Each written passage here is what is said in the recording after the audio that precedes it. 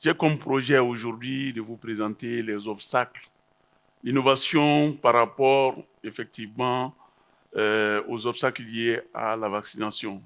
En fait, tout part d'une situation, cette innovation part d'une situation où on a vu que les couvertures vaccinales dans le pays baissent d'année en année. Et c'est là, il faut rappeler ici que le pays avait conduit une analyse de l'équité dans le temps en 2017 qui a fait de telle sorte qu'effectivement, il y a des districts effectivement, qui ont des enfants 0-12 ou sous-vaccinés. Et cette innovation, bien entendu, par rapport à ce cas, un comité avait été mis en place pour conduire cette analyse de l'équité.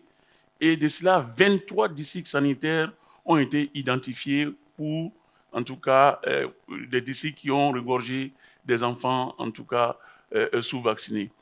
Et l'image que vous voyez ici, c'est pratiquement des zones d'orpaillage traditionnelles où nous trouvons effectivement ces enfants 0-12 et sous-vaccinés. Et cette analyse nous a permis de dégager des typologies de population. Et vous savez, le Mali est vaste et c'est un pays, en tout cas, où il y a beaucoup de population, 22 millions, plus de 22 millions aujourd'hui.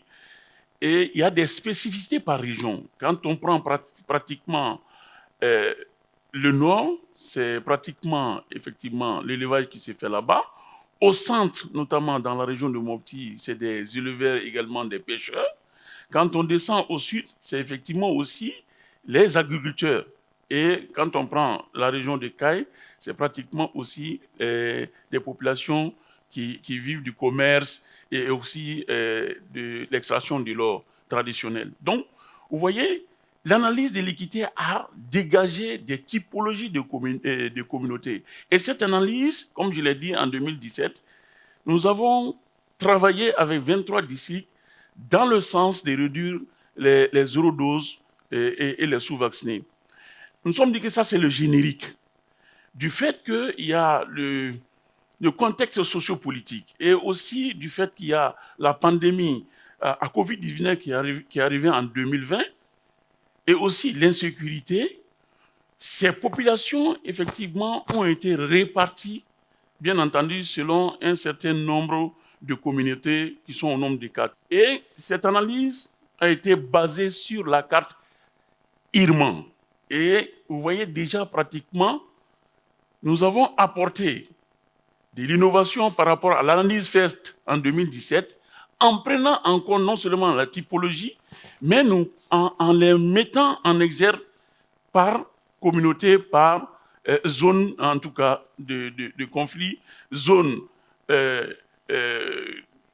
urbaine, zone urbaine, zone rurale éloignée, et aussi, nous avons fait de telle sorte également que cette analyse a permis également d'identifier 44 districts sanitaires. Vous voyez, on était à 23, qui était le générique, et la carte IRMAN nous a permis effectivement de noter encore qu'il y a 44 districts 0-12 et sous-vaccinés. Et sur la base de cette carte d'analyse IRMAN. Pour nous, c'est une innovation parce que c'est venu, en tout cas, innover pratiquement ce qui a été fait de façon générique. Donc, il y a 44 districts sanitaires qui ont été ciblés, qui regorgent effectivement ces enfants 0-12 là. Et vous voyez déjà ces 44 districts sanitaires où nous les avons répartis en termes de zones.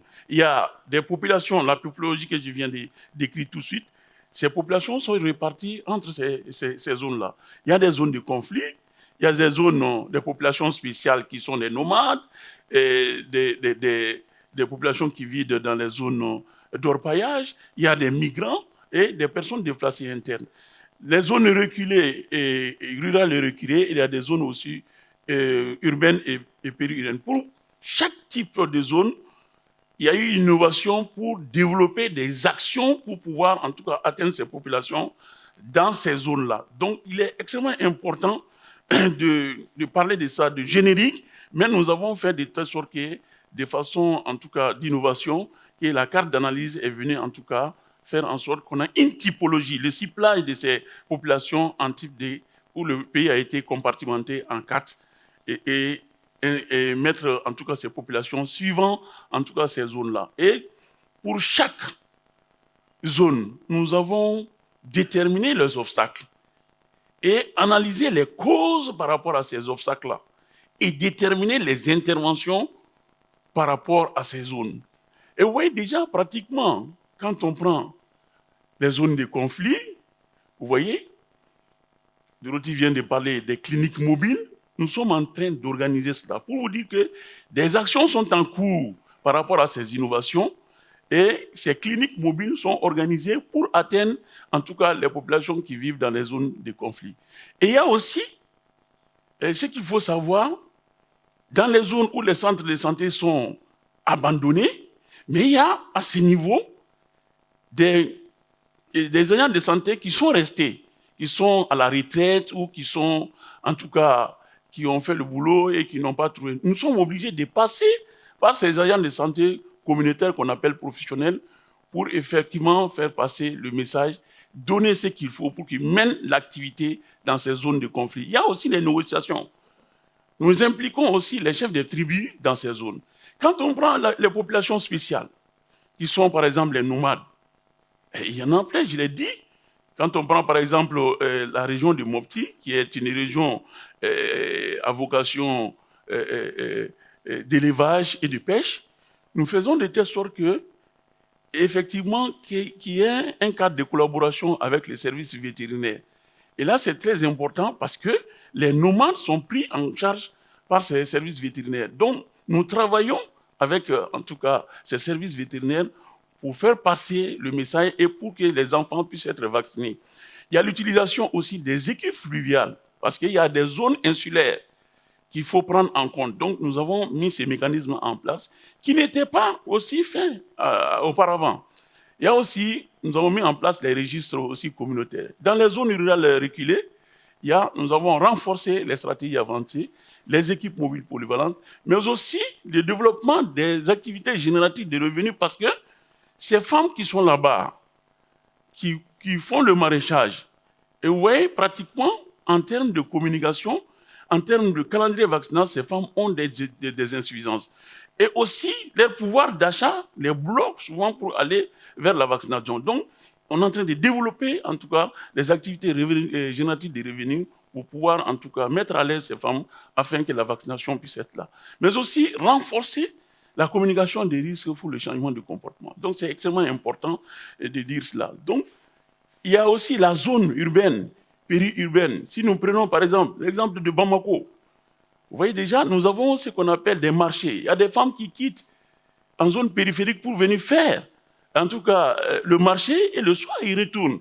Donc, c'est de faire en sorte qu'on puisse réorganiser le service à tel point qu'on installe des postes de vaccination pour capter ces femmes afin de les vacciner. Mais en dehors de ça, il y a ce qu'on appelle des populations sans domicile fixe. Il s'agit des talibés, des mendiants qui sont au niveau des fêtes tricolores, au niveau de Bamako, qu'on a pris en charge ces populations-là, à travers ce qu'on appelle également le développement des femmes leaders, que nous allons développer plus tard. Donc, ces femmes leaders travaillent d'arrache-pied au niveau de Bamako pour faire des visites à domicile et récupérer ces enfants non ou incomplètement vaccinés et les ramener au poste de vaccination. Donc, il y a aussi ce qu'on appelle également pour ces talibés qui sont là, ces mendiants, entre guillemets, sont gérés également par certaines ONG. Donc, nous avons créé ce qu'on appelle un partenariat avec ces ONG-là pour pouvoir capturer ces mendiants afin de les vacciner. Donc, c'est extrêmement important. Nous avons fait un ciblage zonal auquel il y a des populations spécifiques et pour chaque zone, il y a des stratégies spécifiques déterminées pour pouvoir en tout cas prendre en charge effectivement ces populations-là. Et voilà, ensemble pour atteindre les enfants zéro dose sous-vaccinés. Merci beaucoup.